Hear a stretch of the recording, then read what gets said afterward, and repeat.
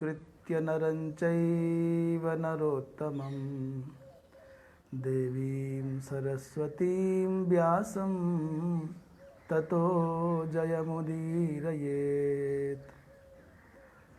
कृष्णाय वासुदेवाय हरये परमात्मने प्रणतः क्लेशनाशाय गोविंदाय नमो नमः। ईश्वरो गुरुरात्मेति मूर्तिभेदविभागिने व्योमवद्व्याप्तदेहाय दक्षिणामूर्तये नमः। शंकरं शंकराचार्यं केशवं वादरायणं सूत्रभाष्यकृतौ वन्दे भगवन्तौ पुनः पुनः। वागीशाद्याः सुमनसः सर्वार्थानामुपक्रमे यन्नत्वा कृतकृत्याः स्युस्तन्नमामि गजाननम्। वागीशायस्य वदने लक्ष्मीर्यस्य च वक्षसि यस्यास्ते हृदये संवित् तं नृसिंहमहं भजे।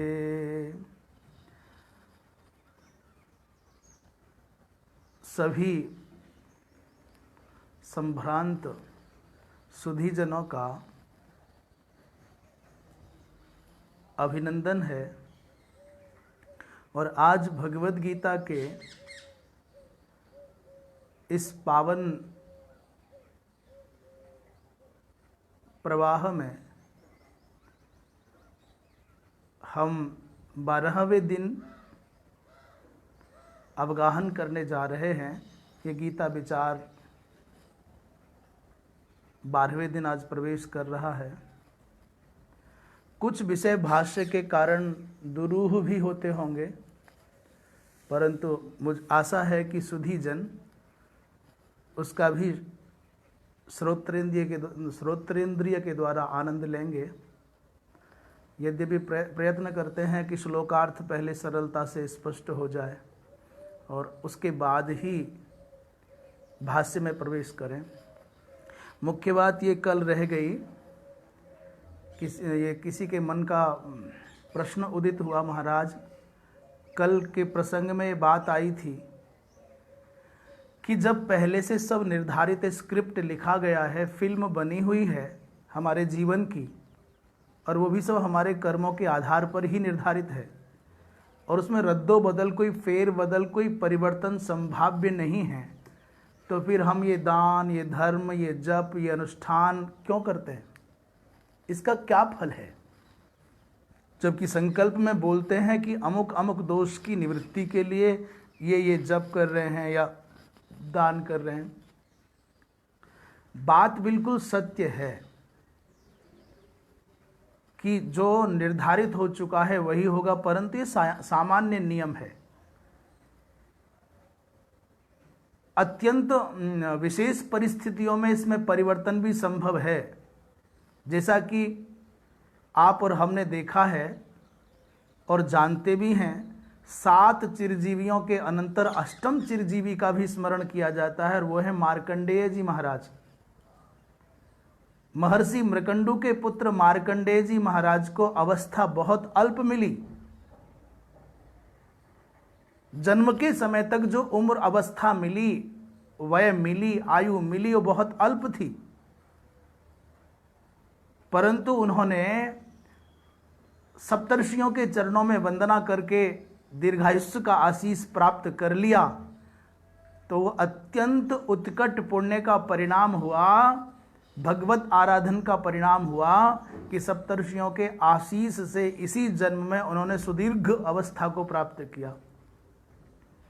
तो विशेष परिस्थिति में विशेष कारण से परिवर्तन संभव है। और आप कहते हैं कि जब सुनिर्धारित ही है कि घटना घटनी ही है, जहाँ जब जैसे जो होना है होकर के ही रहेगा, तब फिर ये अनुष्ठान, ये जप, ये तप, ये ज्योतिष, ये क्यों किया जाता है?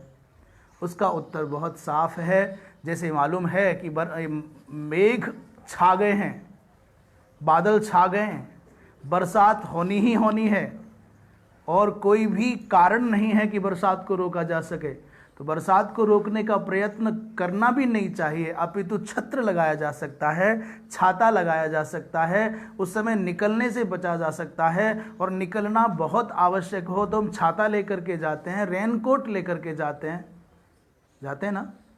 तो बरसात को रोकना उद्देश्य नहीं है, अपना बचाव करना उद्देश्य है। जैसे छाता लेने से हम बरसात को नहीं रोक रहे हैं, धूप को नहीं रोक रहे हैं, अपितु अपनी रक्षा कर रहे हैं। ये साधना, ये उपासना भी हमारे जीवन में हमको आत्मबली बनाते हैं, हमको सुरक्षा कवच से सशक्त बनाते हैं। विपत्तियां अपने ढंग से आएंगी, परंतु उन विपत्तियों को, प्रतिकूलताओं को सहने की सामर्थ्य धर्म देता है, जप देता है, तप देता है, दान की वृत्तियां देती हैं। और इस बात को बहुत सावधानी से श्रवण कर लें। हमको नहीं लगता कि धर्म ने कभी कहा हो कि तुम मेरा सेवन करोगे तो तुम्हारे जीवन में दुख नहीं आएंगे। और हमको लगता है कि शास्त्र ने कहीं भी सैद्धांतिक दृष्टि से ये नहीं कहा होगा कि तुम यदि धर्माचरणशील हो, धर्मात्मा हो, तो तुम्हारे जीवन में दुख नहीं आएंगे। कोई कह नहीं सकता, कहा जाना संभव भी नहीं है।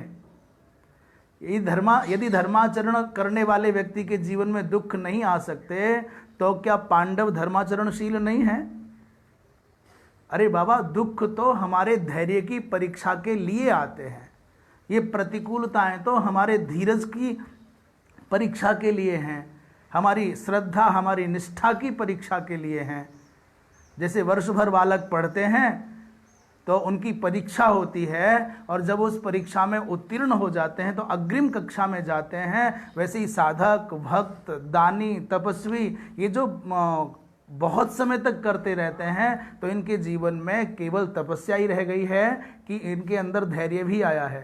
उस धैर्य की तितिक्षा की परीक्षा के लिए ही ये प्रतिकूलताएं आती हैं। तो ये जप, तप, दान, धर्म आदि से क्या बढ़ता है? बोले आत्मबल बढ़ता है। उन प्रतिकूलताओं में अडिग रहने की सामर्थ्य बढ़ती है, और ये छत्रादिक के समान हमारा रक्षण भी करते हैं। तो जैसे उपासना करने का फल क्या हुआ, दूसरा उदाहरण बता रहे हैं। सत्यवान की अवस्था केवल 1 वर्ष शेष रह गई है, ऐसा श्री नारद जी महाराज के द्वारा सती सावित्री को पता चला।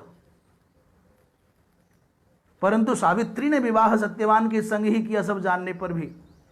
1 वर्ष तक निरंतर बहुत सावधानी पूर्वक साधना करती रही सावित्री, और जब अंतिम 3 दिन शेष बचे तो अपने पति की काया की छाया बनकर के सावित्री निर्जल है, और केवल निर्जल नहीं है, अर्थात पानी की एक बूंद भी नहीं पी रही है। और इतना ही नहीं, उसने व्रत भी लिया है कि 3 दिन पर्यंत, अर्थात जब तक मेरा संकल्प सिद्ध न होगा, मैं भूमि पर विश्राम भी नहीं करूंगी, शयन तो करूंगी नहीं, बैठूंगी भी नहीं। महाभारत के उस प्रसंग को आप यदि जान पाएंगे तो 3 दिन तक खाना तो छोड़ो, पानी की एक बूंद का स्पर्श तक, पान तक नहीं किया सावित्री ने। निर्जला व्रत है। सास ससुर समझाते हैं, सत्यवान समझाते हैं, परंतु मुस्कुरा करके अपने घर के समग्र दायित्वों का निर्वाह करती। निर्जला का मतलब ये नहीं है कि चुपचाप बिस्तर पर पड़ के सो जाओ, बोले आज तो आपनो फास्ट है भाई, आज काम नहीं करना है।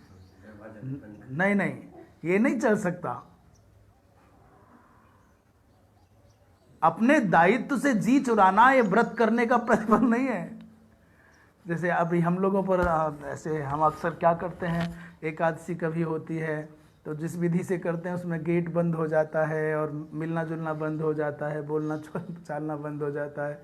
तो लोग आक्षेप करेंगे भाई ये तो खुद जो नहीं करते वो कह रहे हैं, पर वास्तविकता यही है, हम नहीं कर पाते, ये हमारी कमजोरी है।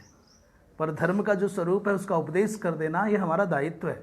प्रयत्न करते हैं कि जैसा शास्त्रों में वर्णन है वैसा करने की कोशिश करते हैं और नहीं हो पाता, तो धर्म को जितना जाना जाता है उतना आचरण में लाना बहुत कठिन है। यथासंभव प्रयत्न करे कि उसका पालन यथावत करे।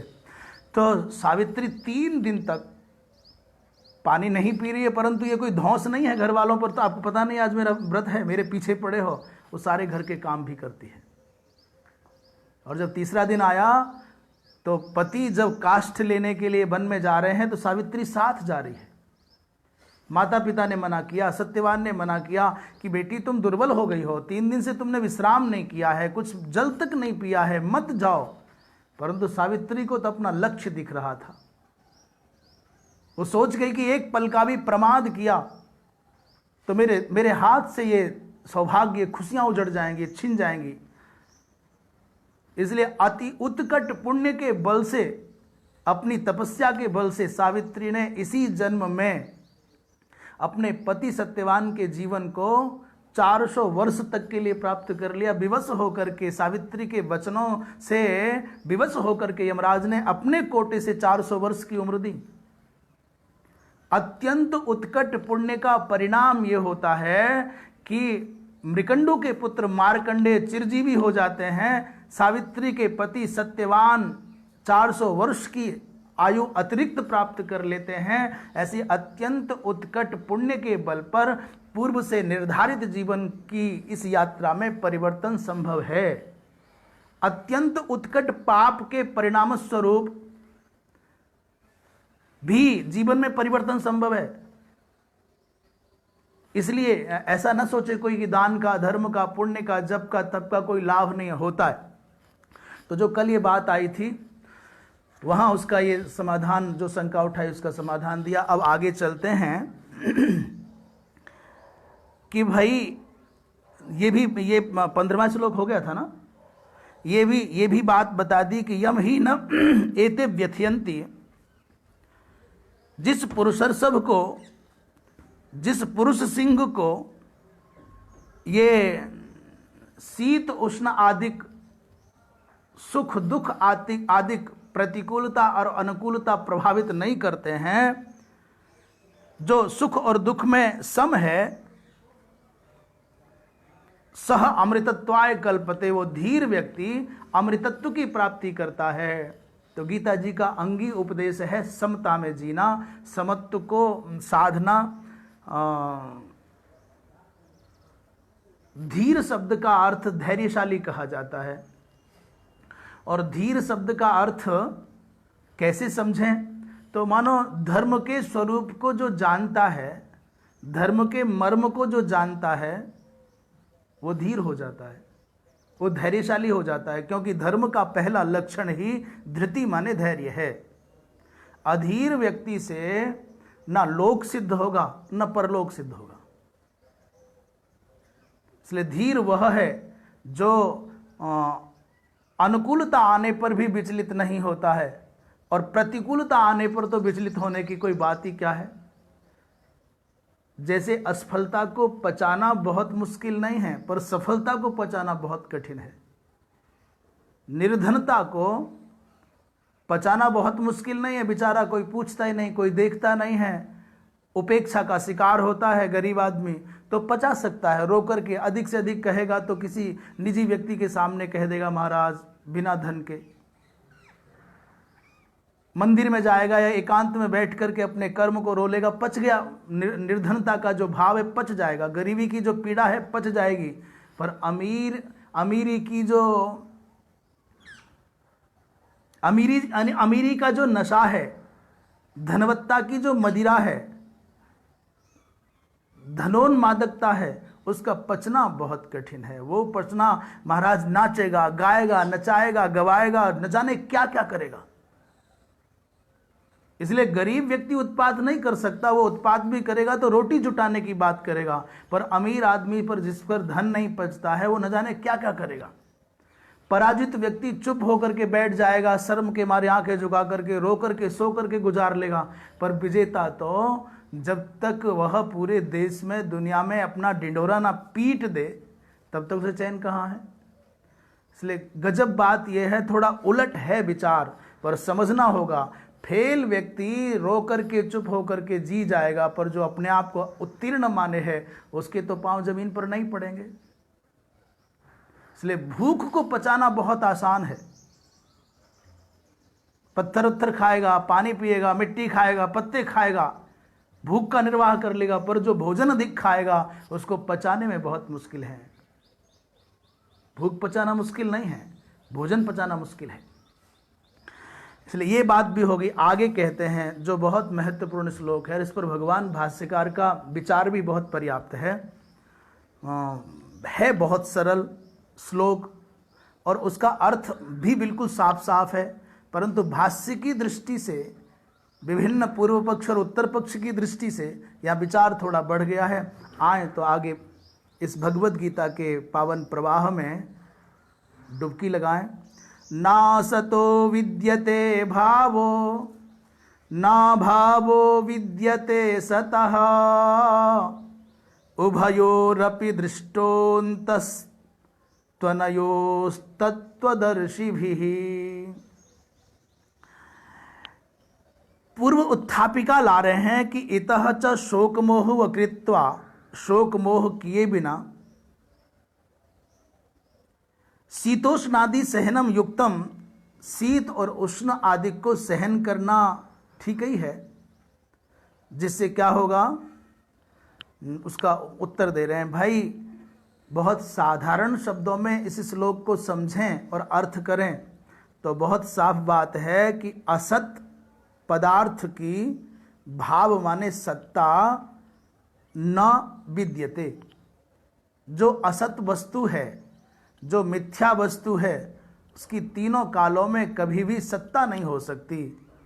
जो नहीं है वो नहीं ही है। असत वस्तु का भाव नहीं हो सकता। और दूसरी बात कह रहे हैं, दूसरी अगली बात कह रहे हैं, सतः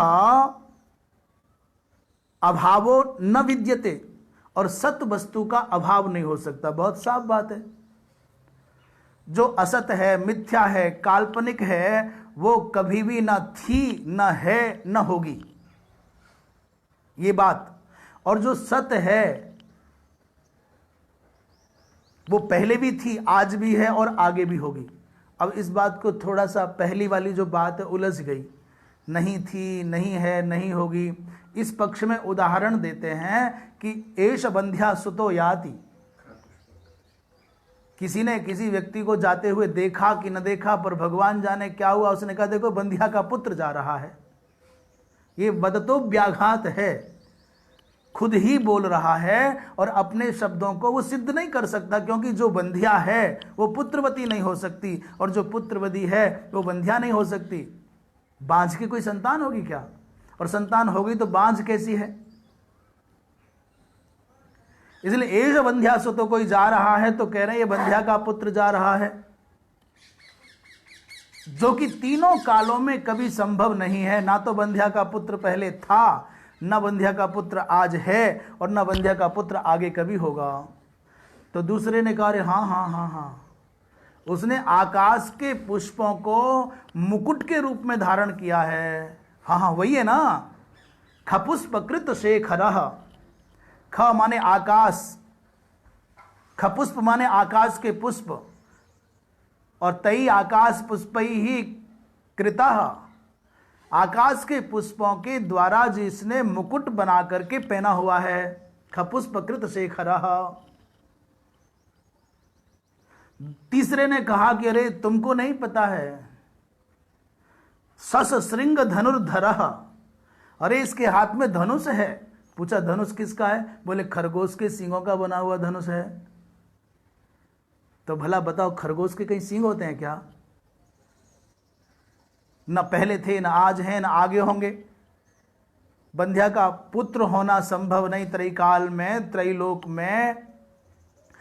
आकाश के पुष्पों से बनाया हुआ मुकुट पहनने की बात काल्पनिक है। न पहले थी, न आज है, न आगे होगी। कहीं आकाश से पुष्प होते हैं क्या? और ऐसा कूर्म चाहिए है, क्षीर चय स्नातः। ये कूर्मी माने कच्छपी के दूध में स्नान करके आया है, तो भला कहीं कच्छपी दूध देती है क्या? कहीं खरगोश के सींग होते हैं क्या जो उनसे धनुष बन जाएगा? तो ये बात, जो असत पदार्थ है उसकी सत्ता न पहले थी, न आज है, न आगे होगी। और सत अर्थात आत्म तत्व, शरीर आएंगे चले जाएंगे, ये नगर बनेंगे उजड़ जाएंगे, ये नदियां आज हैं कल नहीं रहेंगी, ये समुद्र आज जैसा दिखता है कल वैसा नहीं था और कल वैसा नहीं होगा, ये दुनिया नित्य प्रतिक्षण प्रतिपल अपना रूप रंग बदल रही है।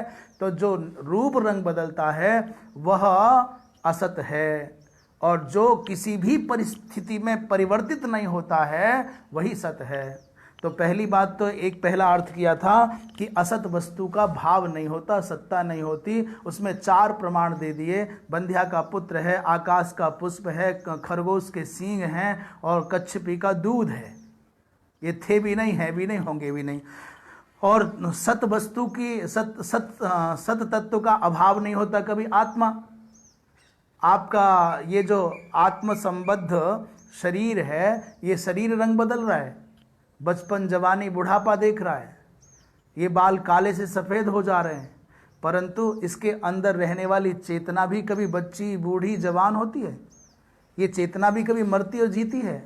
जैसे ये पंखा, ये नया पुराना हो सकता है, ये पंखा जीर्ण शीर्ण हो सकता है, ये चलना और बंद होना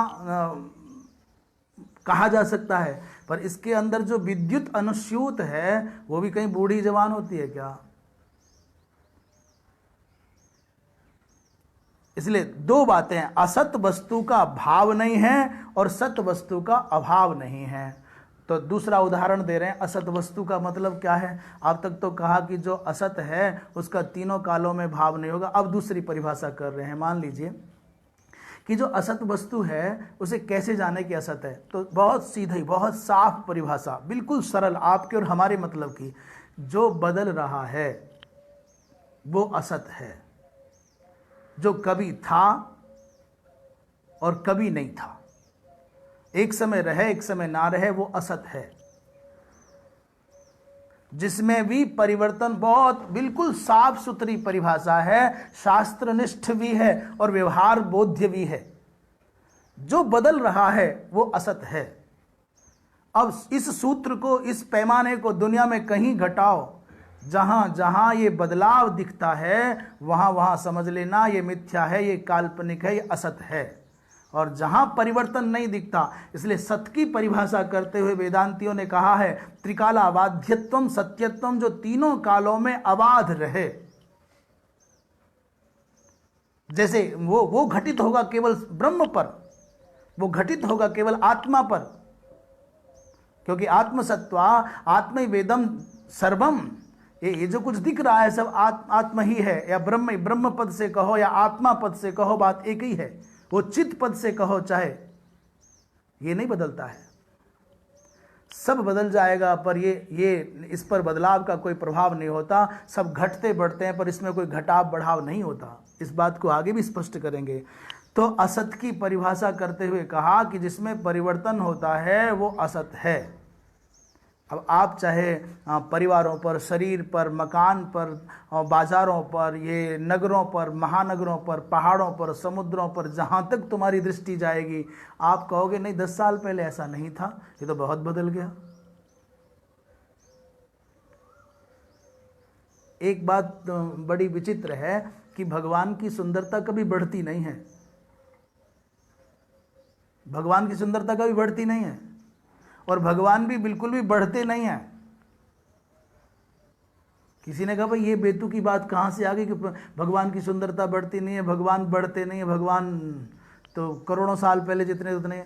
बोले ये जो बढ़ेगा वो घटेगा भी, जिसका सौंदर्य बढ़ना है वो घटेगा भी। तो एक छोटा सा प्रहसन जैसा, हंसने के लिए एक उदाहरण, किसी व्यक्ति ने अपने परिवार में कोई उत्सव होने के कारण किसी संस्था से वो जो बर्तन लिए जाते हैं बड़े बड़े, जिनमें भोजन आदि बनते हैं, सामान होता है बहुत सारा, छोटे बड़े सब तरह के बर्तन होते हैं, बाल्टियाँ, भगोना, कढ़ाई और परसने वाले सामान, चमचा आदि। थोड़ा चालाक आदमी था, किसी संस्था से उसने वो बर्तन लिए और 2-4 दिन बाद जब उसका काम संपन्न हो गया तो 10-5 छोटे छोटे बर्तन बढ़ा करके उसने जमा कर दिए। संस्था में लौट करके गया और बर्तन जमा करा दिए। संस्था का कार्यालय बहुत अच्छा था, रजिस्टर में उल्लेख होता था क्या गया, क्या आया, कब गया, कब आया, कितना गया, कितना आया। तो जब दिया गया था तो पात्र कम थे और जब लौट करके आए तो पात्र ज़्यादा हो गए। तो जो कार्यालय की व्यवस्था देखते थे उन्होंने कहा भाई बर्तन तो तुम इतने ले गए थे, मानो उदाहरण के लिए 20 बर्तन ले गए थे और लौटा करके 25 बर्तन दे रहे हो, ये अतिरिक्त बर्तन कहाँ से आए। तो उस चालाक व्यक्ति ने कहा साहब मुझे तो कुछ पता नहीं, हो सकता है ये बड़ी बड़ी कढ़ाइयाँ हैं और कई दिन तक मेरे यहाँ रही हैं, हो सकता है कोई बच्चा बच्चा हो गया हो, इन बर्तनों ने बर्तन पैदा कर दिए हो, कढ़ाई ब्या गई हो, माने बच्चा दे दिया हो। तो कार्यालय में बैठे व्यक्ति ने ये विचार नहीं किया कि बर्तन भी कई बर्तन को उत्पन्न करते हैं। विचार क्यों नहीं किया? मन में लोभ आ गया कि चलो जाने दो, कोई बात नहीं, बढ़ के ही तो आया है, घटकर तो नहीं आया। ये बेईमानी भी मन में आ जाती है तो व्यक्ति सत्य से पृथक हो जाता है, पतित हो जाता है। बढ़ी हुई मात्रा को स्वीकार करने में प्रसन्नता का अनुभव करते हुए उसने लिख दिया, गए थे 20 आए हैं 25। कारण बता दिया कि अमुक अमुक व्यक्ति के द्वारा ये प्रमाण दिया है कि बर्तनों ने बर्तनों को जन्म दिया है, पात्रों ने पात्र को जन्म दिया है, कढ़ाई ब्या गई, बात आई गई हो गई। लगभग वर्ष भर के अनंतर फिर एक बार ऐसा अवसर आया और उस व्यक्ति ने कहा साहब मेरे घर पर उत्सव है, मुझे संस्था के सब बड़े बड़े अच्छे अच्छे बर्तन चाहिए।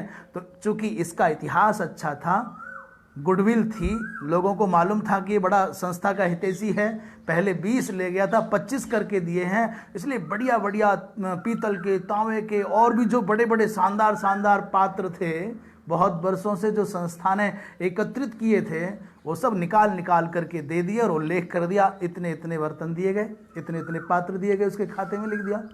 वो ले गया, उत्सव संपन्न हो गया, महाराज पात्र जमा करने नहीं आया। 2 दिन 4 दिन सप्ताह बीत गया। लोगों ने सोचा व्यक्ति ईमानदार है, गड़बड़ नहीं करेगा, कोई कारण होगा, व्यस्त होगा, दे जाएगा। परंतु इस चतुर व्यक्ति ने क्या किया, वो सब पीतल और तांबे के बर्तन बेच दिए और पैसा पचा करके खा करके पचा करके सब बराबर कर दिया। 15 दिन बाद संस्था में बेचैनी बढ़ी, भाई वो बर्तन गए थे, लौट करके नहीं आए, पता तो करो क्या हुआ। सूचना भेजी, व्यक्ति भेजा और अंततः उसको बुलाया गया तो वो ना नुकर हाँ हूं ऐसा कुछ उत्तर दे। कार्यालय वालों ने पूछा भाई तुम तो बहुत ईमानदार आदमी हो, 20 की जगह 25 जमा करने वाले हो, क्या हो गया, बात क्या है? और हमको तो उड़ती उड़ती बात मालूम पड़ी है कि तुमने बर्तन बेच दिए हैं। उसने कहा साहब बर्तन मर गए, पर यह बात अनसुनी सी कर दी गई। और एक समय ऐसा आया कि 2-3 महीने के बाद पूरी संस्था की समग्र कोर कमेटी बैठी, उसके सब अध्यक्ष, उपाध्यक्ष, मंत्री, महामंत्री आदि बैठे, सब सदस्य बैठे और पंचायत हुई। उस व्यक्ति को बुलाया गया और पूछा रे भाई एक बात बताओ, कहीं बर्तन भी मरते हैं क्या? उसने हाथ जोड़ करके भरी सभा में कहा साहब पहले वो रजिस्टर मंगाओ जहां लिखा हुआ है।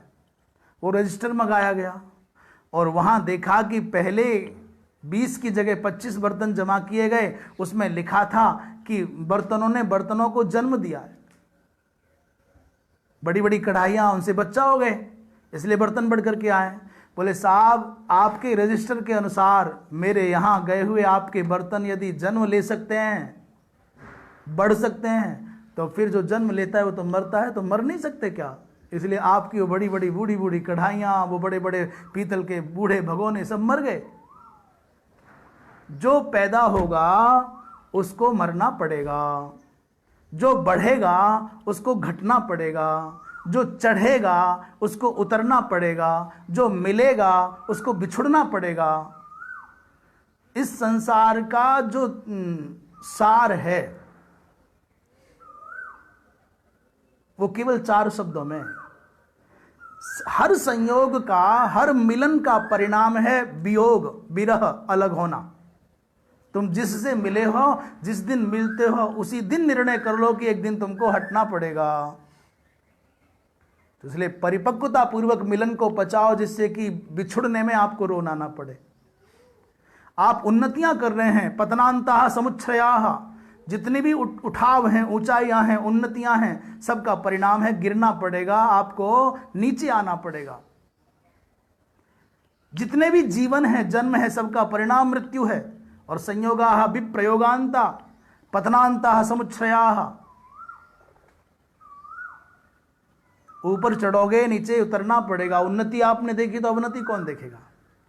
आपने सम्मान का स्वाद चखा है तो अपमान का स्वाद कौन चखेगा?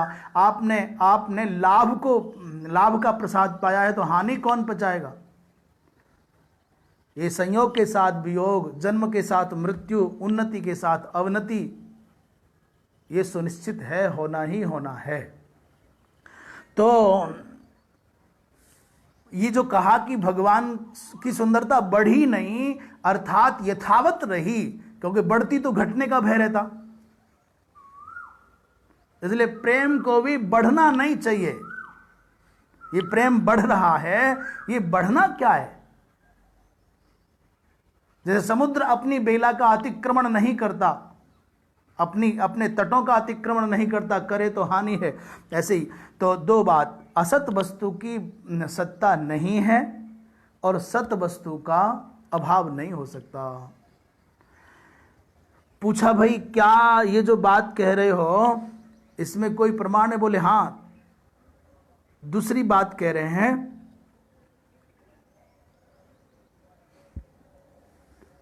अनयोः तत्वदर्शी भी, माने तत्ववेत्ताओं के द्वारा, जो तत्व को जानने वाले हैं उनके द्वारा, अनयोः उभयोः अपि अंतः दृष्टः, तत्व मनीषियों के द्वारा, जो स्वस्वरूप का ज्ञान जिनको है, ऐसे महापुरुषों के द्वारा इन दोनों अवस्थाओं का, सत और असत का, उभयोऽपि अंतः दृष्टः, अंतः माने सिद्धांतः, इनका निर्णय जाना है। उभयो अनयोः सत असतोः अंतः निर्णयः तत्वदर्शिभिः स्वस्वरूपाभिज्ञैः दृष्टः। इनकी वस्तुस्थिति का बोध ज्ञानियों को है। तो व्यवहार की एक बात और करके फिर आगे बढ़ते हैं, भाष्य पर विचार करते हैं। हम, आप और जितने भी संसार में लोग हैं, सबके शोक का कारण यही है कि असत वस्तु के प्राप्त होने पर हर्ष करते हैं और चले जाने पर रोते हैं। और ये रोना और हंसना, सुखी होना और दुखी होना, ये प्रसन्नता और खिन्नता, वंदन और निंदन, अभिनंदन और निंदन जो है, ये ठीक वैसा ही है जैसे फिल्म पर्दे पर चल रही है और उन दृश्यों से तादात्म्य हो जाने पर, आपके मन से जुड़ जाने पर वहाँ रोने का अवसर आता है तो आपकी आंखों से टप टप आंसू बहने लगते हैं। जब आप फिल्म देखने जा रहे हैं तब जान रहे हो कल्पना है, वो झूठी कहानी है। जब आप पर्दा देखते हैं जान रहे हैं झूठी है, काल्पनिक है। जब आप फिल्म देखना प्रारंभ करते हैं तब भी आप जानते हैं झूठी और काल्पनिक है, और जब वहाँ से निकल करके आते हैं तब भी आप जानते हैं झूठी और काल्पनिक है। परंतु देखते देखते ऐसा तादात्म्य हो जाता है, ऐसा एकी भाव हो जाता है, ऐसा मन उससे लग जाता है, जुड़ जाता है कि वहाँ रोने का अवसर आए तो कोई कहता नहीं कि रो, पर तुम रोते हो। हंसने का सीन आवे, हंसने का दृश्य आवे तो बिना किसी कारण के आप हंसने लग जाते हो। वो 3 घंटे की झूठी कथा पर आप इतने मुग्ध होते हो कि रोते हो, हंसते हो और जोश में भर जाते हो। तो भला ये बताइए, ये लगभग 50, 60, 70, 80 या 100 साल की जो फिल्म चल रही है, जीवन की फिल्म, इसमें तुम तादात्म्यापन्न होकर के, तादात्म्य भाव का संपादन करके रोने लगो, हंसने लगो, तो कौन सी बड़ी बात है? कौन आश्चर्य की बात है? 3 घंटे की फिल्म की अपेक्षा ये जो फिल्म चल रही है संसार की, हमारे आपके जीवन की, ये तो बड़ी है और बड़ी व्यावहारिक और सच्ची जैसी लगती है। तो वहाँ मुग्ध होने वाला यहाँ हो गया तो कौन सी बड़ी बात है। और छोड़ो 3 घंटे की फिल्म तो वहाँ, और ये 30, 40, 50, 60, 70 वर्ष का जीवन यहाँ। सपने की फिल्म तो केवल 3 मिनट की भी हो सकती है, 30 मिनट की भी हो सकती है, उसी में पगला जाते हैं। जो इस जगत में हम रो रहे हैं, हंस रहे हैं, नाच रहे हैं, गा रहे हैं, पाने पर खुश होते हैं, खोने पर रोते हैं, ये सब कथा, ये सब घटनाएं क्या आपके सपने में नहीं गुजरती? और स्वप्न में गुजरने वाली घटनाओं से क्या आप मन के द्वारा जुड़ नहीं जाते? जो जो यहां अनुभव करते हो वैसा वैसा अनुभव क्या आपको सपने में नहीं होता? होता है ना। तो जैसे स्वप्न 3 मिनट का भी मिथ्या होने पर आपको पूरी तरह से अपनी गिरफ्त में लेता है, अपने हिसाब से आपको रुलाता हंसाता है, जैसे 3 घंटे की फिल्म आपके मन को अपने नियंत्रण में करके अपने आप से जोड़ करके आपको हंसाती रुलाती है, ठीक वैसे ही इस जगत का सारा प्रपंच आपको हंसाता और रुलाता है। स्वप्न का जीवन भी काल्पनिक, और फिल्म की जो कथा है वो दृश्य भी काल्पनिक, और ये संसार के जो दृश्य चल रहे हैं ये भी काल्पनिक। कैसे? बोले फिल्म के दृश्यों के जैसे, स्वप्न के दृश्यों के जैसे। और इन अवस्थाओं में मोहित कौन होता है? जो अतत्वदर्शी है वो मोहित होता है। जिसको तत्व का बोध नहीं है वो पाने पर खुश होगा, खोने पर रो जाएगा। पर जो तत्वदर्शी है, इन दोनों ही अवस्थाओं को जो तत्वतः जान गया है, वो शोक और हर्ष से मुक्त हो जाता है। एक और प्रसंग सुनाकर के आगे बढ़ें। हमने सुना कि राजा जनक ने कभी स्वप्न देखा। बात बढ़ जाएगी यहाँ पर, श्लोक रह जाएगा, पर अब मन में आगे तो कह देते हैं। राजा जनक ने कभी स्वप्न देखा कि उनके बाल बिखरे हुए हैं, कपड़े फटे हुए हैं, भूख पेट में है, भूख की अग्नि पेट में इतनी तीव्र है, आग जैसी लग रही है कि चाहते कुछ खाने को मिले, पीने को मिले, हाथ में कटोरा लिए हुए हैं, और मार्ग में जो भी मिलता है उसी से कहते हैं भूख लगी है, खाने को दो। फटे कपड़े, बिखरे हुए बाल, सूनी सूनी सूजी सूजी आंखें, और भूख की आग में झुलसता हुआ देह, और याचक बनकर के भीख मांग रहे हैं। अचानक आंख खुली, स्वप्न में भिखारी हैं, लोग तिरस्कार भी कर रहे हैं। अचानक आंख खुली तो अपने आप को पाया मैं बहुत भव्य आलीशान शैया पर लेटा हूं, बड़े दिव्य भव्य भवन में हूं, रत्न जटित विभिन्न पात्रों में विभिन्न पदार्थ रखे हैं, सैकड़ों सैकड़ों सेवक वंदगी कर रहे हैं, वंदना कर रहे हैं। इस सब प्रपंच को, वैभव को, विलासिता को, सुविधा और व्यवस्था को देख करके राजा जनक का चित्त प्रसन्न नहीं हुआ, चिंता में डूब गए। सोचने लगे सपने में मैं भिखारी था वो सच है घटना कि ये मैं राजा हूं ये सच है, जागृत अवस्था का राजा होना सच है कि स्वप्न अवस्था का भिखारी होना सच है। और इतने डूब गए चिंतन में, अनिर्णय की अवस्था में, वो सच है कि ये सच है, वो सच है कि ये सच है, वो झूठ है कि ये झूठ है, इस सोचते सोचते कब संध्या वंदन आदि संपन्न हुआ पता ही नहीं चला। दैनिक कृत्य संपन्न किए और बिना कुछ खाए पिए दरबार में पहुंच गए। जो भी आता है विद्वान, पंडित, मंत्री, आमात्य अथवा सभासद, राजा जनक बहुत शांत, बड़े गंभीर, कभी इतने शांत इतने गंभीर नहीं रहते थे। ज्ञान की उच्च अवस्था में जीने वाले जनक कभी व्यवहारिक धरातल पर इतने रूड नहीं हैं, इतने उदासीन जीने वाले नहीं हैं। लोग सोच रहे हैं आज क्या हो गया, तो कभी शोक नहीं करते थे। जो आए उससे पूछते हैं भैया ये बताओ ये सच की वो सच, ये सच की वो सच, वो सच की ये सच। लोग कहते हैं बिना प्रसंग के क्या बेतुका प्रश्न करते हैं, संदर्भ का पता नहीं, प्रसंग का पता नहीं, क्या बताए ये सच है कि वो सच है। जो आता प्रश्न पूछता और उपेक्षा की दृष्टि से जनक को देखता और सोच में पड़ जाता क्या बात है, सारे में सब लोग चर्चा कर रहे हो क्या गया है, क्या पूछ रहे हैं, बोले पता नहीं। अचानक उसी सभा में मध्याह्न के समय पर अष्टावक्र जी महाराज पहुंच गए और राजा जनक तो प्रातःकाल से निरंतर एक ही प्रश्न दोहरा रहे हैं पर उत्तर नहीं मिल रहा है। महाराज वो सच है कि ये सच है? जैसे प्रश्न सुना तो अष्टावक्र जी महाराज 8 स्थानों से वक्र हैं। इसका भी बड़ा बहुत प्यारा अर्थ है अष्टावक्र का। अष्टाभि प्रकृति भी अवक्र, अष्टधा प्रकृति से जो अवक्र है, अप्रभावित है।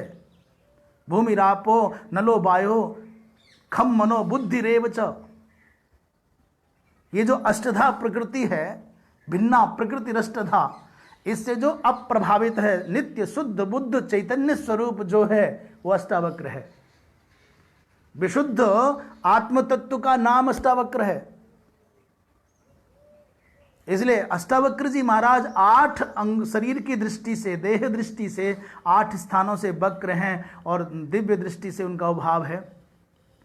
उन्होंने अपने दोनों हाथ यहाँ रखे और मंद मंद मुस्कान के साथ में राजा जनक से बोले, रे राजन, न वो सच है न ये सच है। प्रातःकाल से लेकर के मध्याह्न हो गया था, अब तक किसी ने लौट करके उत्तर नहीं दिया। इस प्रत्युत्तर को सुनकर के राजा जनक की तंद्रा भंग हुई, उठ करके सिंहासन से खड़े हो गए। बोले, महाराज आपको पता है कि मैं पूछ क्या रहा हूं?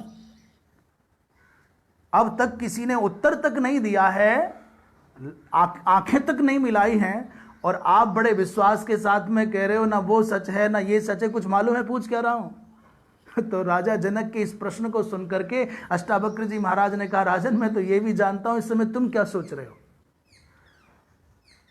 हाँ मुझको पता है तुम पूछ क्या रहे हो। तो राजा जनक को और उत्सुकता हुई, और सुनते हैं राजा जनक ने तुरंत अपने दिव्य आसन पर अष्टावक्र जी महाराज को बिठाया और स्वयं चरणों में बैठ करके चरण पकड़ लिए। बोले, भगवान गुरुदेव मुझे बताओ कि क्या वास्तव में आप जान गए हो मेरे मन के प्रश्न को? अष्टावक्र जी ने कहा, जान गया हूं। तुम स्वप्न और जागृत अवस्था से पीड़ित होकर के प्रश्न कर रहे हो। जनक को महान संतोष हुआ, आश्चर्य भी हुआ, ये थे नहीं पर पता कैसे चल गया। आसन में बिठा करके चरण पकड़ लिए। बोले, भगवान मेरा समाधान करिए, वास्तव में एक घटना बड़ी विचित्र है। अष्टावक्र ने हंसते हुए कहा, यही ना, तुम स्वप्न में भिखारी बन करके कोई दृश्य देख रहे थे और जागृत में राजा बन करके जी रहे हो, तो तुम्हारे मन में यह शंका है कि स्वप्न का भिखारी बनना सच है कि जागृत अवस्था का राजा बनना सच है। यही ना प्रश्न है। महाराज उत्तर मिलने के बाद तो क्या होगा भगवान जाने, पर जनक जी तो लट्टू हो गए कि इन्होंने मेरे मन की बात जान ली है। उन्होंने कहा, भगवान बात तो बिल्कुल सच है, पर समाधान भी कीजिएगा, मैं बहुत तड़पता हूँ, बहुत पिपासु हूँ, मेरी जिज्ञासा है। अष्टावक्र जी महाराज ने कहा, राजन ना तो स्वप्न में तुम्हारा भिखारी बनना सच है और ना ही जागृत में तुम्हारा राजा बनना सच है। जनक ने कहा, वो कैसे भगवान? तो जो परिवर्तनशील है वो असत है, इस सूत्र पर यह बात कही जा रही है।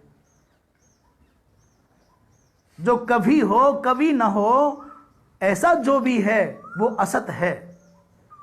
अष्टावक्र जी महाराज ने कहा कि तुमने खुद देखा है कि तुम भिखारी थे स्वप्न में, और तुमने स्वयं देखा है कि तुम राजा हो जागृत में। ये राजा होना भी सच इसलिए नहीं है कि तुम जागृत में राजा हो तो स्वप्न में भी राजा होने चाहिए थे, और तुम स्वप्न में भिखारी हो तो जागृत में भी तुमको भिखारी होना चाहिए था। यदि भिखारी होना सच होता तो स्वप्न जागृत सुसुप्ति तीनों में आप एक जैसे रहते, एक रूप एक रंग रहते। यदि राजा होना सच होता तो स्वप्न जागृति और सुसुप्ति, जागृत स्वप्न और सुसुप्ति तीनों अवस्थाओं में तुम एक ही रहते, अर्थात स्वप्न में कुछ और हो और जागृत में कुछ और, अर्थात दोनों ही मिथ्या है। परंतु इन दोनों बातों को जानने वाला कौन है?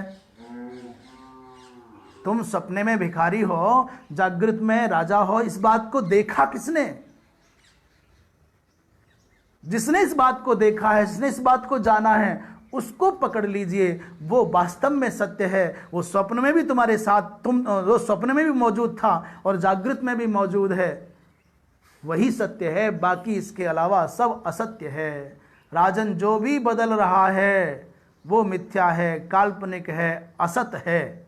और जो इस बदलाव के बीच भी अपरिवर्तनीय है, जिसमें रंच मात्र भी परिवर्तन नहीं है, वही सत्य है। अष्टावक्र जी महाराज ने भी इसी सूत्र की व्याख्या करते हुए राजा जनक को यह बोध कराया कि तुम न भिखारी हो न राजा हो, तुम तो नित्य शुद्ध बुद्ध अपरिवर्तनीय चैतन्य स्वरूप आत्मा थे, आत्मा हो, आत्मा ही रहोगे। अच्छा, एक बात बताओ, मिट्टी के द्वारा विभिन्न प्रकार के बर्तन बनते हैं, घड़ा, सुराही, चिलम, अभी आजकल गिलास, थाली और न जाने क्या क्या बन जाते हैं। एक मिट्टी कुंभकार के और चाक के व्यापार कलाप से, प्रयत्न से अनेक अनेक नाम, अनेक अनेक रूप धारण कर लेती है। फिर आप कहते हो मैंने मेरे पास घड़ा है, तो कोई मिट्टी नहीं है, बोले नहीं मिट्टी नहीं, घड़ा है। मेरे पास सुराही है, मेरे पास गिलास है, मेरे पास चिलम है। बाबा चाहे नाम कितने भी अलग रख लो, रूप कितने भी अलग बना लो, पर वस्तुतः है तो मिट्टी ही।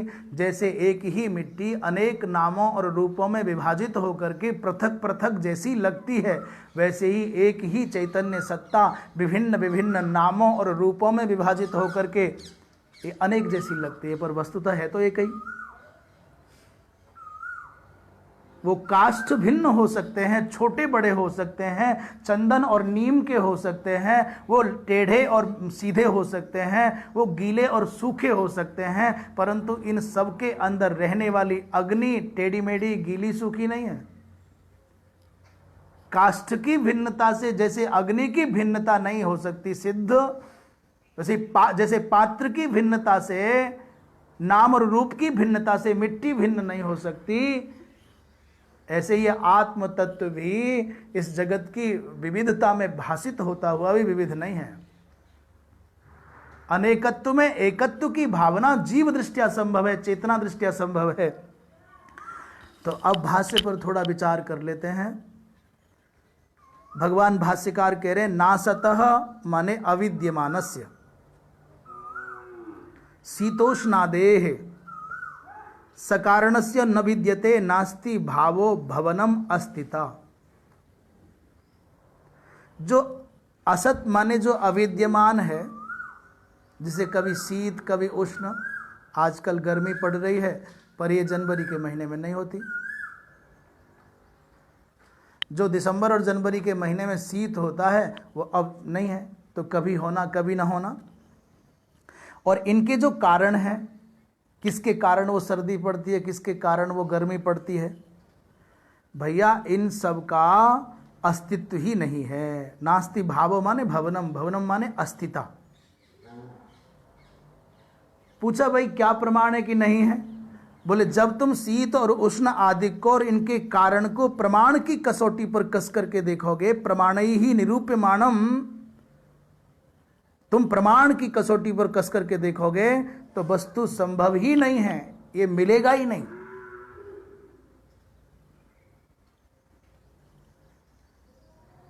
प्रमाण की कसौटी पर कस के देखोगे तो शीतत्व और उष्णत्व मिलने ही वाला नहीं है। ये बात विमत है, अतात्विक है, अप्रामाणिक है। कैसे? बोले रज्जु में सर्प के समान, रज्जु सर्पवत। ये बात आनंद गिरी जी महाराज कह रहे हैं। भगवान भाष्यकार को स्पष्ट करते हुए आनंद गिरी जी ने अपना विवेचन किया है। तो भैया कैसे बोले परख करके देखोगे, परीक्षण करके, तो सर्दी गर्मी कुछ मिलेगा ही नहीं। उदाहरण दिया कैसे? बोले रज्जु में सर्प के समान, रज्जु सर्पवत। किसी ने पड़ी हुई रस्सी को सर्प मान लिया और सर्प मान करके गति रुक गई, कंपन प्रारंभ हो गया, पसीना आ गया, डर के मारे घिग्गी बंध गई, ये तो विषधर नाग है, और पैर पड़ जाता तो खा लेता, मैं मर जाता। अकेला ही अपने ही भ्रम के कारण कांप रहा है, डर रहा है, रो रहा है, चीख रहा है, बचाव बचाव कर रहा है, और कोई जानकार व्यक्ति आ जाए जिसने वो रस्सी डाली है, या जिसने वो कपड़ा डाला है, जिसने वो पाइप डाला है, या जिसको वो अनुभव है पहले से, वो प्रकाश करके दिखाए, पागल ये सर्प नहीं है, तो रस्सी है, ये पाइप है, ये वस्त्र है, चैलखंड है। प्रमाण की कसौटी पर कसे जाने पर जैसे भ्रांति बस सर्प माना गया था, उस सर्प की निवृत्ति हो जाएगी, केवल रस्सी रह जाएगी। ऐसे ही ये शीत उष्ण आदिक इनको सकारण इनको प्रमाणों पर कस करके देखोगे तो मिलेगा ही नहीं, टिकेगा ही नहीं।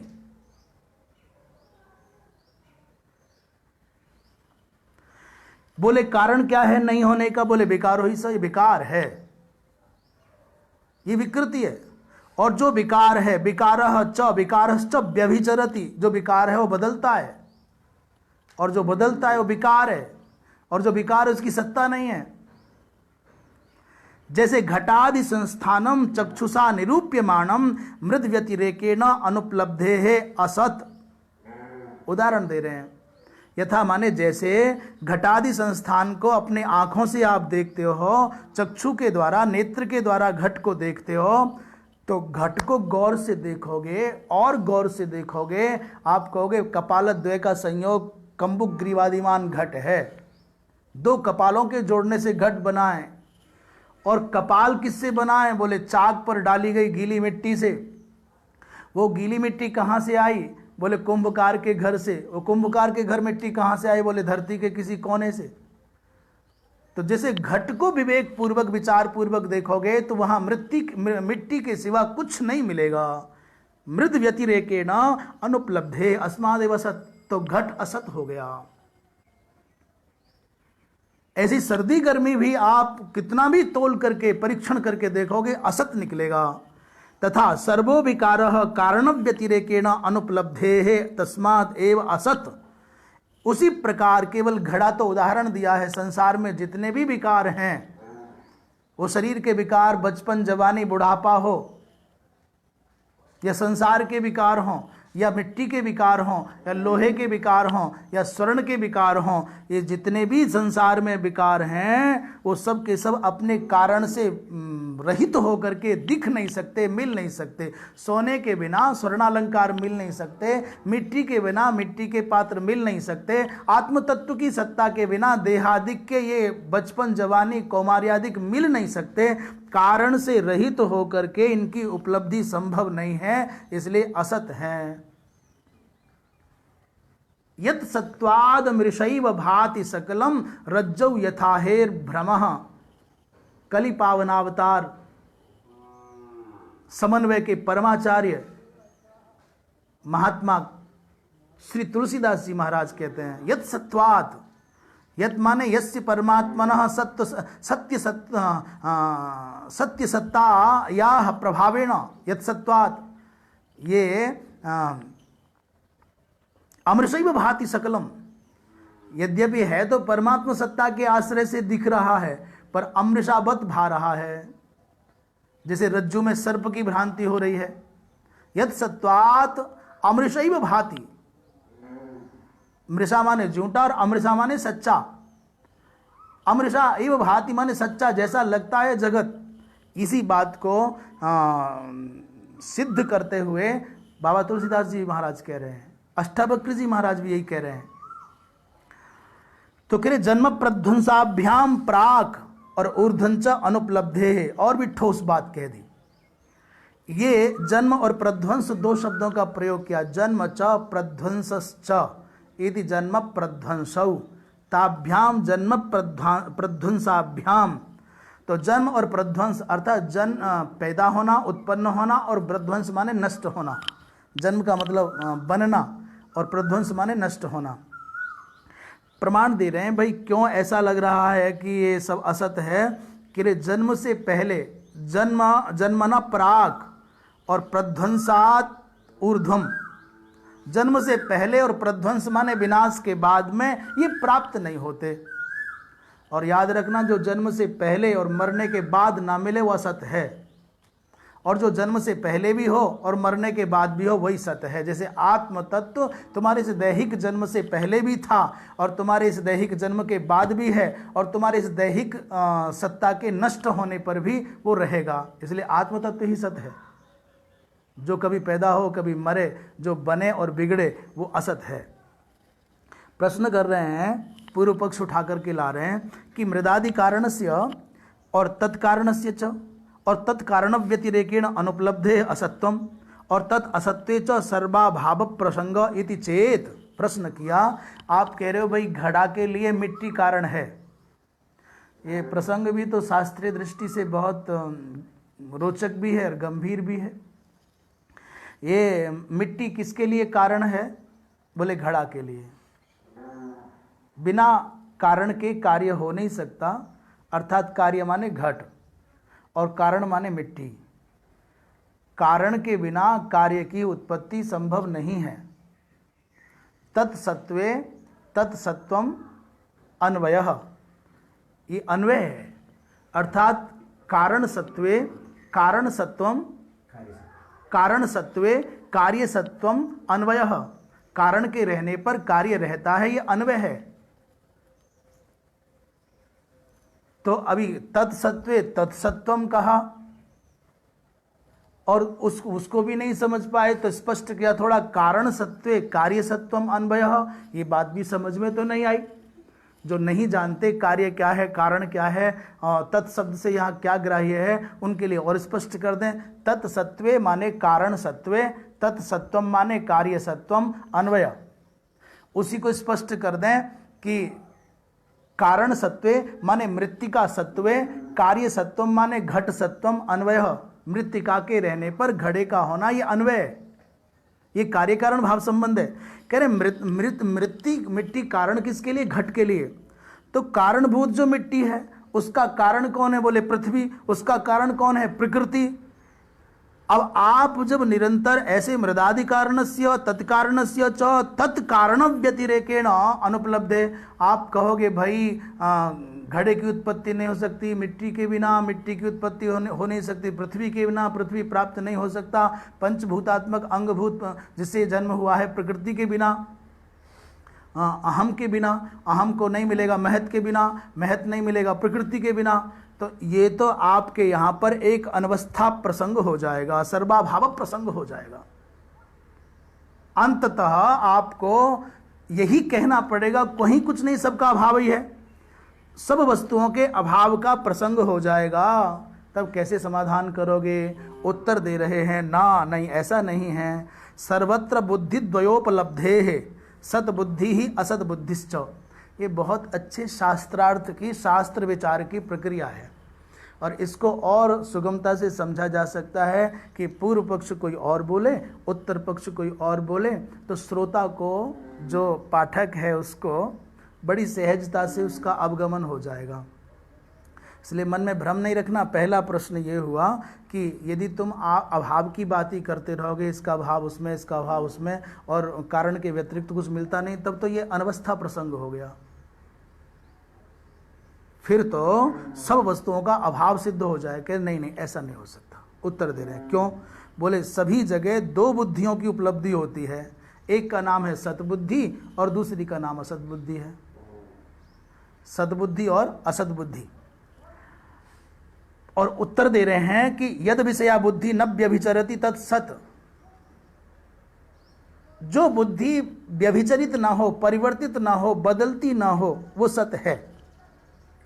व्यभिचार शब्द का अर्थ है बी अभि उपसर्ग, बी और अभि उपसर्ग पूर्वक चर धातु से व्यभिचार बनता है। व्यभिचार बी और अभि उपसर्ग दो उपसर्ग हैं। बी माने विशेषतया, अत्यंत आतुरता के साथ, उत्कृष्टता के साथ। अभि माने चारों ओर, चरति माने गच्छति, भोक्तुम गच्छति, विषयापूर्ति पूर्त्यर्थं गच्छति, रंतुम गच्छति। प्रायः इसलिए व्यभिचार शब्द को सामान्य भाषा में दुष्चारित्र का संकेतक माना है, अर्थात जो अत्यंत अपने मानसिक संवेगों से पीड़ित होकर के, अपने ऊपर नियंत्रण न करने की प्रवृत्ति वाला होकर के, अभिता माने भूख लगी है, चारों ओर देखता है कि ये जाऊँ, यहाँ जाऊँ कि वहाँ जाऊँ, वहाँ ये करूँ कि, जो एक निष्ठ नहीं है, जो अनेक निष्ठ है, वो व्यभिचारी है। इतना आतुर होकर के अभिमानी चारों ओर देखता है। बी शब्द का अर्थ, यदि बी उपसर्ग का अर्थ जो होता है वो विशेष अर्थ में होता है, और वो कहीं लगा लीजिए, विशेष का मतलब अत्यंत आतुर होकर के अभिता चारों ओर चरति गच्छति रंतुम भोक्तुम उपभोक्तुम, वो जिस भी भावना से जाता है, इसलिए व्यभिचार कहा। तो ये कहते हैं कि दो प्रकार की बुद्धियां हैं, एक तो सद्बुद्धि और दूसरी असद्बुद्धि। अब इसकी समझ कैसे हो कि कौन सद्बुद्धि कौन असद्बुद्धि है? बोले जद विषयक बुद्धि व्यभिचरित नहीं होती, वो सत है जो एक ही रूप रहे, और यद विषयक बुद्धि व्यभिचरित होती है वो असत है। सत असत विभागे, ये जो सत और असत का विभाग है ये बुद्धि के द्वारा निर्धारित है, नियंत्रित है। और सर्वत्र द्वे बुद्धि सर्वैहि उपलभ्येते सामानाधिकरणे। भगवान भाष्यकार कह रहे हैं सभी जगह दो बुद्धियां सबके द्वारा, सर्वई माने सभी के द्वारा, उपलभ्यते माने प्राप्त की जाती हैं एक ही अधिष्ठान में, समान अधिकरण में माने एक ही अधिष्ठान में। पर याद रखना है नीलोत्पल में नहीं होता ऐसा। यहां इसका उदाहरण एक ही में दो बुद्धियों की प्राप्ति नीलोत्पल के जैसी नहीं है। नीलोत्पल में जो नीलत्व और उत्पलत्व की प्रतीति है, नीलापन और कमलपन जो मिलता है वो नहीं। नीलोत्पल में, नीले कमल में जो कमलत्व की और नीलत्व की प्रतीति है वो गुणगुणी भाव से है। यहाँ गुणगुणी भाव स्वीकार नहीं करना है। यहाँ तो सन घटः सन पटः सन हस्ति, इसमें क्या करना है? बोले मृग तृष्णिका में जैसे, मरुमरीचिका में जैसे भ्रांति के कारण अधिष्ठान से अतिरिक्त जलबुद्धि की भी प्रतीति होती है। आपने देखी सीपी, और सीपी है ही है, परंतु भ्रम के कारण वहाँ पर रजत की भी प्रतीति होने लगती है। तो सीपी का होना सतबुद्धि है और रजत की प्रतीति माने असत बुद्धि है। ऊपर जब ज्ञान होगा तो नहीं यार चांदी नहीं, ये तो भाई सीपी निकली, भाई ये तो सर्प नहीं था, ये तो रज्जु था। तो रज्जु बुद्धि वहाँ सद बुद्धि है और सर्प बुद्धि वहाँ भ्रम के कारण जो हुई वो असत बुद्धि है।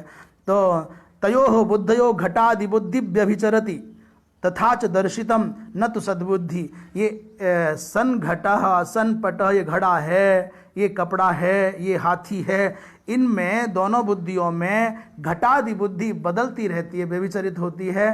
पर सत बुद्धि माने सन, हर जगह सन जुड़ा हुआ है, घड़ा है, घोड़ा है, हाथी है, ब्राह्मण है, मनुष्य है, स्त्री है, ये जो है सत भाव है ये नहीं बदलता है। हम चाहते हैं इसको पूरा कर दें। तस्मात् घटादि बुद्धि विषय असत और व्यभिचारात, व्यभिचार के कारण घटादि बुद्धि असत है, और न तो सद्बुद्धि विषय अव्यभिचारात, सद्बुद्धि जो है वो अव्यभिचार के कारण वो बदलती नहीं है। इसलिए जो सन अर्थात घड़ा है, घोड़ा है, मनुष्य है, सद्बुद्धि परिवर्तनशील नहीं है। पूर्व पक्ष ने कहा कि घड़ा नष्ट हो गया, जब घड़ा नष्ट हुआ तो घट बुद्धि भी बदलेगी। अब कहोगे नहीं है, तो सद्बुद्धि अभी व्यभिचरति, सद्बुद्धि भी तो व्यभिचार को प्राप्त होती है, बदलती है। घड़ा नष्ट हो गया तो आप बोलते हो भैया अब घड़ा नहीं है, तो सद्बुद्धि में भी तो परिवर्तन हो गया। इसका मतलब आप जो कहते हो कि बदलती नहीं है, बात ठीक नहीं है, बदलती है क्या? उत्तर पक्ष भगवान भाष्यकार तुरंत कहते हैं, बोले नहीं नहीं ये बात ठीक नहीं है। क्यों? पटादो भी सद्बुद्धि दर्शनात्, पर पट है रूप से जो सद्बुद्धि है वो वस्त्रादिक के साथ में जुड़ी हुई है, तो इसलिए सद्बुद्धि नष्ट नहीं होती, परिवर्तित नहीं होती। परंतु घटादि विषयक बुद्धि जो है वो व्यभिचरित होती है, इसलिए वो असत बुद्धि है। पूर्व पक्ष ने कहा कि सद्बुद्धि के समान घट बुद्धि अपि घटांतरे दृश्यते। जैसे सद्बुद्धि आपका आपने उदाहरण दिया कि कपड़े के साथ में, पट के साथ में, तो एक घड़ा मिट गया, तद विषयक जो सद्बुद्धि थी वो भी मिटी, पर घटांतर में तो है ही है। अन्यस्मिन् घटे तो अस्ति, घट बुद्धि अपि घटांतरे दृश्यते। इसलिए भाई आप जो कहते हो सतबुद्धि की तरह घट बुद्धि भी तो दूसरे घट में दिखती है, बोले ये ठीक नहीं है, न पटादो दर्शनात्, ये वस्त्रादिक में नहीं दिखती। और सद्बुद्धि रपि नष्टे घटे न दृश्यते इति चेत, आप कहो कि नष्ट घट में सद्बुद्धि नहीं दिख रही है, ये पूर्व पक्षकार ने कहा है। जो प्रश्न कर रहे हैं उन्होंने कहा कि घट नष्ट हो गया, घड़ा मिट गया, तो उसमें जो सतबुद्धि थी वो भी नहीं दिखती है। कह रहे हैं ना, ऐसा नहीं है, विशेष्या भावात। भैया जो सतबुद्धि है वो विशेष के आश्रित रहती है, विशेषण रूपात्मक। अब जब विशेष से माने घट ही नहीं रहा, तो सद्बुद्धि जो विशेषण रूपा है वो विशेष के अभाव में, घट के अभाव में विशेषण बन करके किसको व्यक्त करेगी?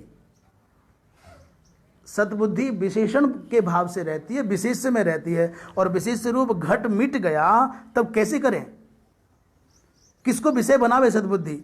इसलिए विषयाभावात सद्बुद्धे अभावे अभावो न भवति, विषय के अभाव से भी सद्बुद्धि का अभाव नहीं हो तो विशेषण रूपा है, विशेष से मिटेगा बनेगा पर विशेषण कहाँ जाएगा। जैसे सुंदर बालक है, असुंदर बालक है, सुंदर असुंदर विशेषण है, काला गोरा, काला बालक है, गोरा बालक है, बुद्धिमान बालक है। तो ये जो बालक है विशेष से है, ये मरेगा जिएगा, ये आएगा जाएगा, पर गौरत्व यहाँ से हटेगा तो कहीं और रहेगा, ये तो सर्वत्र रहेगा, इसलिए विशेषण मति है। फिर पूर्व पक्षी ने कहा कि एकाधिकरणत्वम घटादि विशेष्या भावे न युक्तम, घटादि विशेष के न रहने पर एक में एकाधिकरणत्व दोनों बुद्धियों का एक अधिष्ठान में होना संभव ही नहीं है।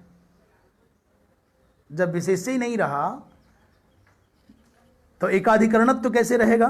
कहते हैं इति न, ऐसा भी नहीं कह सकते। उत्तर दे रहे हैं न इदम उदकम इति मरीच्यादौ अन्यतरा भावे अपि समानाधिकरण्य दर्शनात्। उत्तर बहुत अच्छा दे रहे हैं। ये बात शायद सबके समझ में आने में कठिन हो रही होगी, पर जो शास्त्र की सरणी को रीति को जानते हैं उनके लिए रोचक हो सकती है। तो प्रश्न किया कि अब एकाधिकरणत्व तो कैसे संभव है, घटादि नहीं रहे, विशेष से नहीं रहा, तो एक अधिकरण में दोनों बुद्धियां कैसे हो सकती हैं। उत्तर दे रहे हैं ये नहीं कह सकते। क्यों। न मरीच्यादौ, जो मरुमरीचिका है, अथवा उसको कह सकते हैं सीपी आदौ, अथवा कह सकते हैं रज्जु आदि, इनमें अन्यतरा भावेपि, अन्यतर का अभाव है। जैसे मरुमरीचि में जल का अभाव है, सीपी में रजत का अभाव है, रज्जु में सर्प का अभाव है। अन्यतर के अभाव होने पर भी इदम उदकम, मरुमरीचि में ये जल है, यदि है नहीं है तो केवल मरुमरीचि का वहां, परंतु इदम उदकम ये जल है, और सुक्ति मात्र में इदम रजतम, और रज्जु मात्र में इदम अयं सर्पः। ऐसी जो एक ही अधिकरण में समानाधिकरण्य दर्शनात्। आप कैसे कहते हो कि एक अधिकरण में दो बुद्धियां नहीं रहती। मरुमरीचिका में जल बुद्धि, और सुक्ति में रजत बुद्धि, और रज्जु में सर्प बुद्धि रहती है ना, ठीक वैसे ही दोनों रह सकते हैं। इसलिए असत जो शरीरादि हैं और जो शीतोष्णादि द्वंद्व हैं या उनके कारण हैं, न विद्यते, उनका कथमपि भाव नहीं है, सत्ता नहीं है। इतनी सारी बात जो कही उसका एकमात्र उद्देश्य है कि असत वस्तु की सत्ता नहीं है और सत वस्तु का अभाव नहीं है। तथा च सत जो आत्मा है उसका अभाव, अविद्यमानता कभी भी नहीं हो सकती। इसलिए आत्म और अनात्मा जो सत और असत है, इन दोनों को देखा किसने है। बोले इनका निर्णय किसने किया है। बोले सत सद एव, असत असत एव, ये किसने कहा। इन दोनों अवस्थाओं को जाना है तत्वदर्शियों ने। तत्व माने तत् इति सर्वनाम, यहाँ पर तत् माने किसी को भी तत् कह सकते हैं, सबका नाम हो सकता है। तत् माने वह, प्रकरण वसात सबको तत् कहा जा सकता है। जो सबका नाम है वो तत् है। और सर्व कौन है फिर, सर्वनाम तत् है ना, तत् सर्वनाम में गणित है। बोले तत् है ब्रह्म का नाम, सर्व है ब्रह्म का नाम, और ब्रह्म तस्य नाम तत् इति तद्भावः। तत्वं ब्रह्मणो याथात्म्यम, तत्व माने ब्रह्म की सत्ता का तत्व, और उसको देखने का शील स्वभाव जैसांते तत्वदर्शिना। ब्रह्म तत्व को देखना और जानने का स्वभाव जिनका है उनको तत्वदर्शी कहते हैं। और अर्जुन से कह रहे हैं भगवान तुम भी तत्वदर्शियों की दृष्टि का आश्रय लेकर के शोक मोह को छोड़ करके शीत और उष्णादि की तरह से नियत अनित रूपों को, द्वंद्व विकारों को मान करके ये अयम असत कैसे। बोले मरीचि जल के समान मिथ्या है, अभाषित है, मन में निश्चय करके युद्ध के लिए तैयार हो जा। तुम ये जो माने बैठे हो कि ये मेरे काका, मेरे ताऊ, मेरे चाचा हैं, ये मरु मरीचिका के समान केवल भाषित भर हैं। इनसे मुक्त होकर के तुम युद्ध के लिए निश्चित हो जाओ। शेष प्रसंग भगवत कृपा से अग्रिम सत्र में। नारायण। सर्वे भवन्तु सुखिनः, सर्वे सन्तु निरामयाः, सर्वे भद्राणि पश्यन्तु मा कश्चित् दुःखभाग् भवेत्। पूर्णमदः पूर्णमिदं पूर्णात् पूर्णमुदच्यते पूर्णस्य पूर्णमादाय पूर्णमेवावशिष्यते। नारायण